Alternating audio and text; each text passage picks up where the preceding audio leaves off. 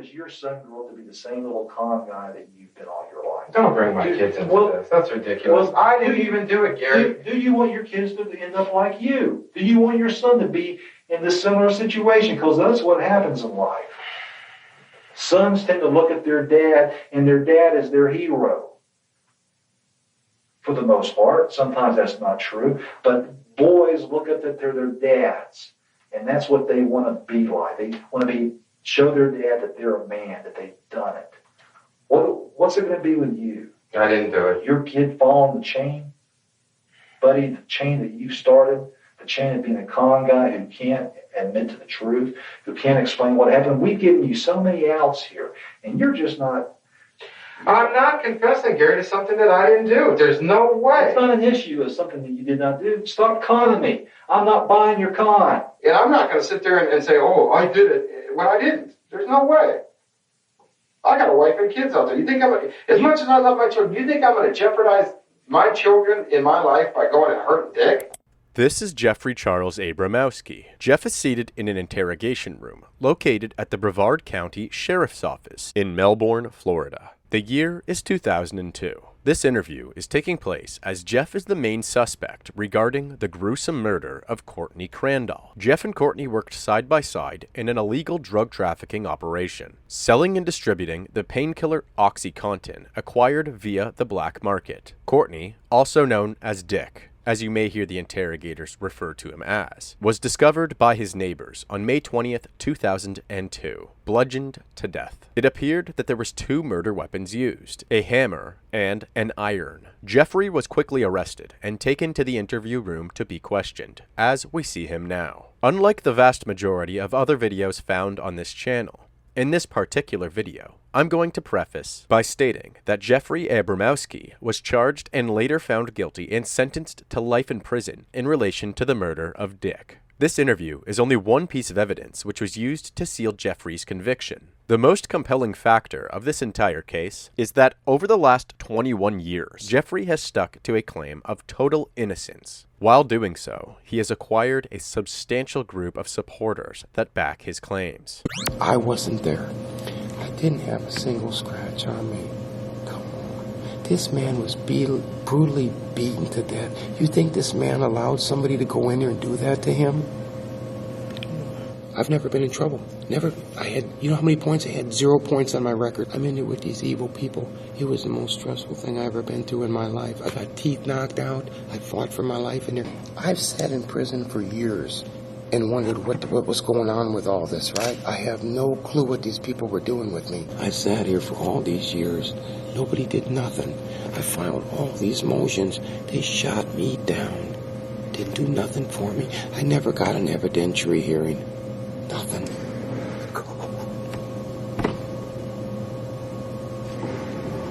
Now that we have met Jeffrey Charles Abramowski, let's now take a deeper dive into the finer details of this case.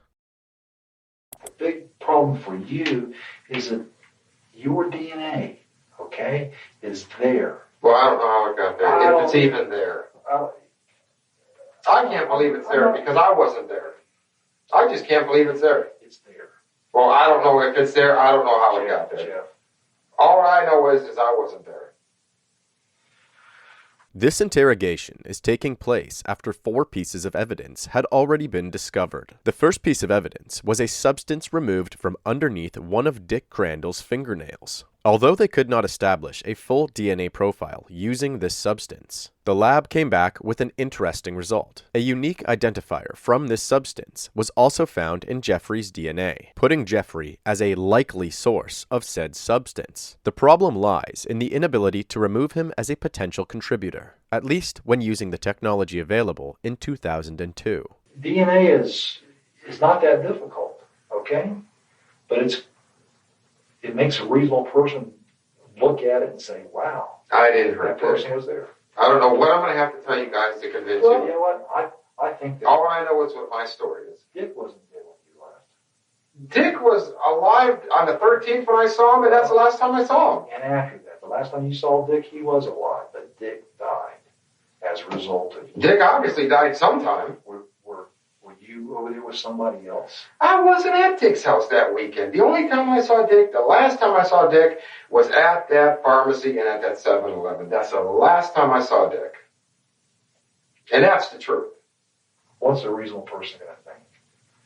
You know what they're going to think now? With your adamant denial, you know what they're going to think?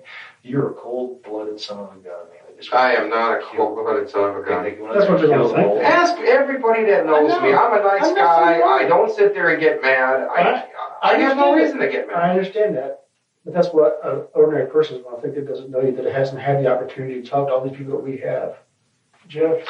You're not going to sit there and make me to confess to anything I didn't do. You dropped off by Chris in his car, and you heard his words. Was that Chris's voice? It sounded like him, yeah, but I don't know why Chris would say that unless Chris has something to hide about. So, how do you know Chris didn't go over there and have somebody hurt Dick and then come by and pick me up and try to implicate me? Think about it. I didn't do nothing. If Chris don't even know Dick. If Chris doesn't know Dick. I don't know. I don't know if Chris knows Dick or not. I don't know who Chris knows because I really don't know Chris. Chris doesn't know Dick. And why would I take a guy? It doesn't make sense. Why would I take a guy that I hardly even know, man's house cat, and take him over there and kill somebody? It doesn't make sense. Well, I'm saying you didn't take him over. That's right. Think about it. But I don't think you went there and killed him. You didn't go over there. I did not go over there to kill Dick. I did not even go over there Saturday. You were there. You didn't go there to kill him, but you were there to die. No. The second piece of evidence was a statement from a man named Chris. You may have picked up on the comments made by the investigators regarding a recording that Jeff had listened to. This recording is of a statement from Chris, where Chris claims that on the Saturday of the murder, Chris had dropped Jeff off at Dick's home. Jeff adamantly denies these claims and sticks to the story that the last time he had seen Dick was on the 13th of May, 1 week before the murder. Did it happen Sunday morning early? When did it happen? I don't know when it happened. I haven't a clue. Could have been Saturday night. I don't know when it Could have happened. been the early morning. It's that window. But boy, Saturday's the day that you have a problem with because everybody says You were there. You were there and that you didn't do what you're saying you did. I didn't go over to Dick's house Saturday.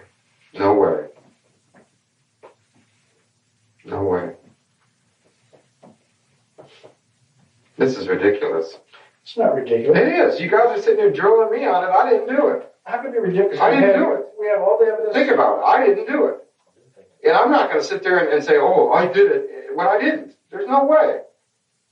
I got a wife and kids out there. You think as much as I love my children, you think I'm going to jeopardize my children in my life by going and hurting Dick? You got a wife who doesn't want to have anything to do with you. She's mad at me. Who has an injunction against you. It's more than being mad, buddy. It's being over. She's over you. Oh, I know that. Okay? She's got a new guy living there. I know that. Okay? She's done with you. I know that. And you got all The only this thing problem. important in my life is my children. The third piece of evidence was a statement made by Jeff's ex-wife. She claimed that while chatting with Jeff on the day before the murder, Jeff made a few concerning comments. He said, in a laughing matter, he said that he's gonna rob Mr. Krantz that week. He wasn't gonna hurt him or anything, but he was gonna rob him and take all his Oxycontin and his money, but he wasn't gonna hurt him. And he laughed about it, and of course we laughed about it too. We didn't take it serious. And then we told Mr. Crandall. Jeffrey also denied making any statements like this one to his ex-girlfriend. Think about it. Who's got your children? She does. And how likely or successful are you going to be in being in their life the way that you want to be? Well, sitting there being pushed out of the house and having to flounder around, yeah, it's tough. It ain't going to happen. Your world, buddy, is on a collision course, is a 747 out of control into the earth. That's your life. That's your life on the 13th. I can understand it. We've been around long enough. We've talked with people. Man, I'm a people person. That's all I do all day is talk with people and talk about problems. I understand you've got problems. You've got problems. You've been sober. You know why? Because you're trying to get away from it. And I admire you for that. You quit cold turkey. You've done whatever you can do except going back a few times. You're in jail now, so you have no choice. But I do have a choice. I went to jail to clear my VOPs and get out of my life. To clear your head and to get straight. That's right. I wanted to go ahead and get this POPs behind me. This is drug therapy for you, buddy. This is a perfect opportunity for you to try to get your life together. This seems like a relatively good moment to dive a little bit deeper into Jeff's past. Jeff Abramowski grew up in Wisconsin. After high school, he went on to serve 6 years in the U.S. Coast Guard. He eventually settled in Palm Bay in Brevard County, where he got married and started a family. Jeff lived a fairly normal life, with only minor brush-ins with the law. However, this all changed in 1987, when Jeff faced the most traumatic day of his life. While driving his 2 young children to school, Jeff was suddenly blindsided by a truck at the intersection of Palm Bay Road and Babcock Street. All 3 occupants were injured, but Jeff suffered the most severe injuries of all. As first responders arrived on the scene to help Jeff and his children, Jeff laid there screaming in agony, as several of his ribs were disconnected from his spinal cord on impact. Regardless, Jeff begged for the medics to attend to his children first. Eventually, all 3 were taken to the hospital and received life-saving treatment. This was a day that Jeff and his family were determined to put behind them, as they continued to recover over the following years. However, that was the day that changed everything. The first handful of lower tab painkillers would eventually lead to a severe opioid addiction that would result with Jeff losing his job, his home, and his family. He also lost his driver's license, and after being kicked out of the family home, he moved in with a fellow drinker and drug abuser named Bubba. These events would seem to be the catalyst that led him to the unlikely friendship with 78-year-old Courtney Dick Crandall, a retiree who found a new income stream by dealing OxyContin. When the two became business partners, Jeff's run-ins with the law became more frequent. Returning to 2002, Jeff was actually doing his best to overcome his addiction, while winning at times and losing at others. He was also trying to make up any jail time that he may have been facing for other offenses. Although Jeff was working on himself, these investigators tend to see these events as signs of weakness or vulnerability. They continued to remind him that because of these things, he is the likely culprit to have become unhinged and murdered Dick, despite some relatively weak circumstantial evidence, which we will talk about more later. It seems that the only resource Jeff has left available to him at this point is to deny. Dick's death was you. That's your hit the bottom, buddy. You hit the bottom and you're bouncing up. No, You're bouncing up. quit. You're doing the right things now. But you know what? The aftermath of Dick's death is probably the best thing that ever happened to you. You're cleaning up. It's the best thing that ever happened to me. Dick Post dying? Dick's death, you've gotten your shit together.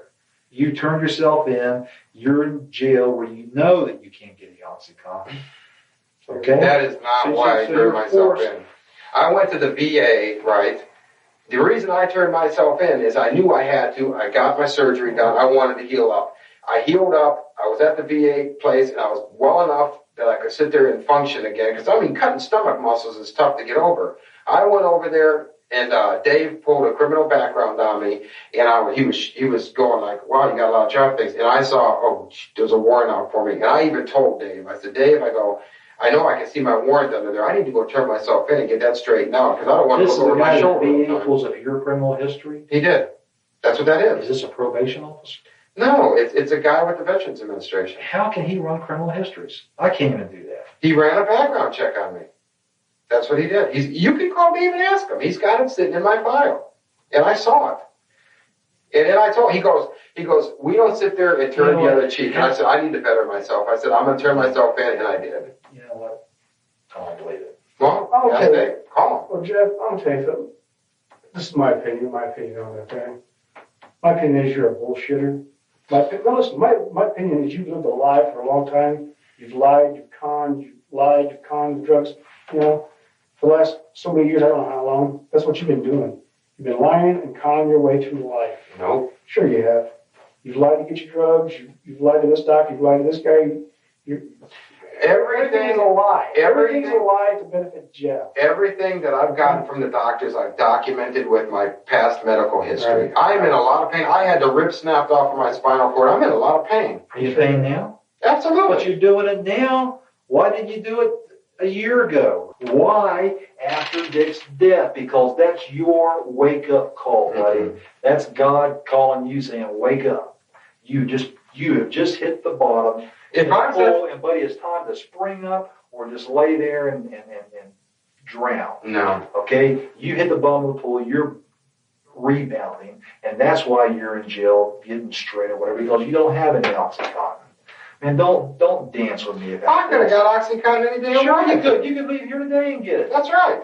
I'm not going to because I'm done with them. I've had enough Oxycontin. I want to get back with my children. That's why I quit. That's why I quit. I wanted to better myself. Zero tolerance, but if you have a script, that's... I haven't had any prescriptions over at that place. I stopped. I haven't even gone to any doctors since I've been over there. I think you're trying to clean up too, to fix it. To fix But it, it's already to my broke. kids. It's already broke, okay? What's broke is Dick's death.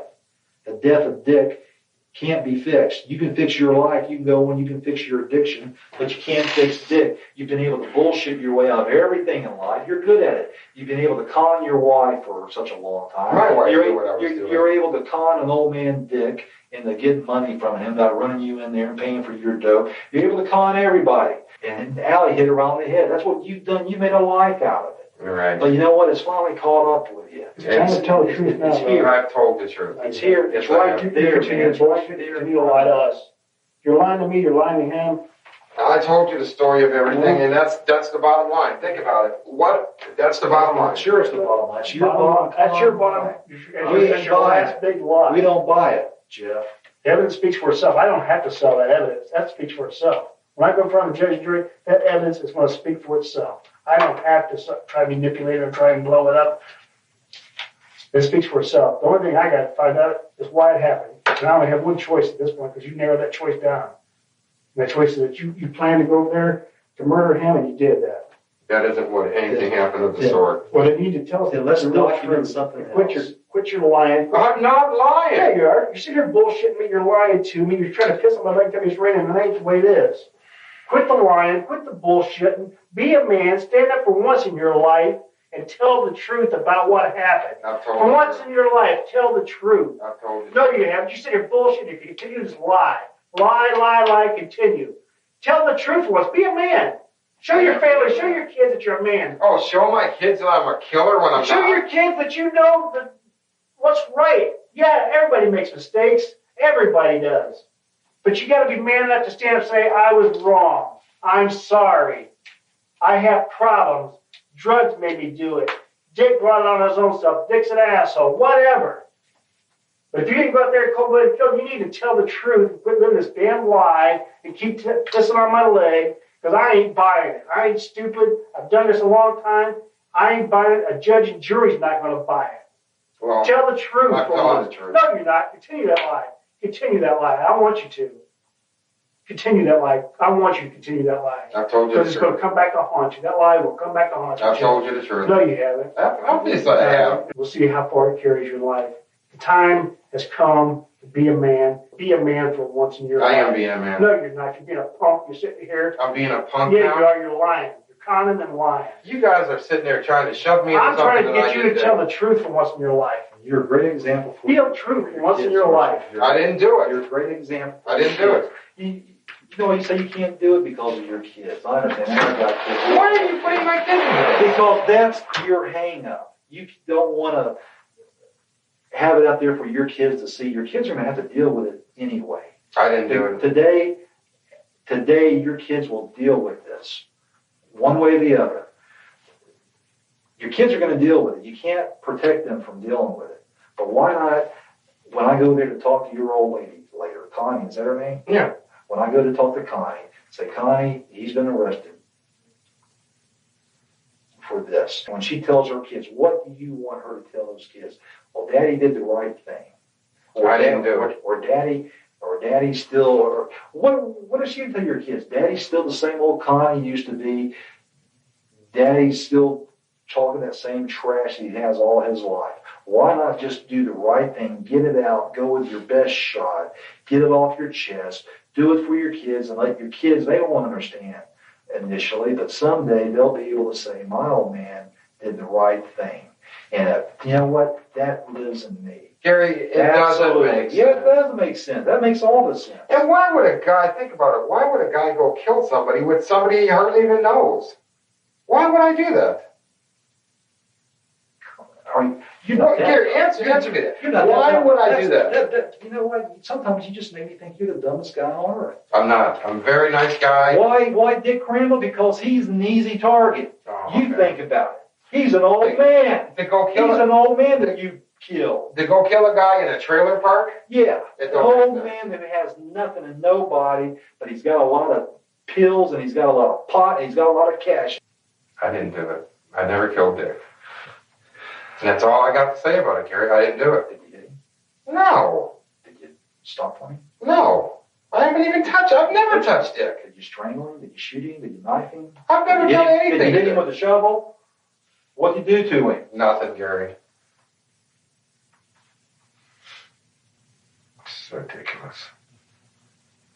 This is real. This is ridiculous, This is Gary. real. This is. You're trying to put me in something that I didn't do. This is ridiculous. You think I go down there and say, okay, let's pick on Jeff again? You think this is what this is? You're doing your job. You're trying to break somebody down, and I didn't do I'm it. not trying to break somebody down. I'm trying to get the truth from you. It is the the truth for your kids. So something your kids will be able to live with some little bit of honor. Because there's nothing right now that they should be proud of. In fact, they'll probably be disgusted someday the way you've maintained yourself today. You're disgusting. Yeah, I'm disgusting. You're disgusting to them. Why not do something? Something, you know what, you don't have much control of their lives anymore, but you got something because right now you're pathetic and you're disgusting and you're fixing to leave that forever with your kids. Why not do something I'm not like a admitting this. man, like a parent, like the All right, I've had that enough, you Gary. are. You're sitting there trying to drill me into something that I didn't do. I've had enough. I don't want to talk anymore. You're sitting there trying to shove me into something that I didn't do. I'm done. All right. I'm done, Gary. This is ridiculous, All man. right. You know what? I'm done too. This is ridiculous. I'm done. Sit there and tell me my kids. I'm a damn good father, and I didn't kill Dick. This is ridiculous, man. Totally ridiculous. I've had enough, man. They're trying to tell me that I killed somebody. This is ridiculous.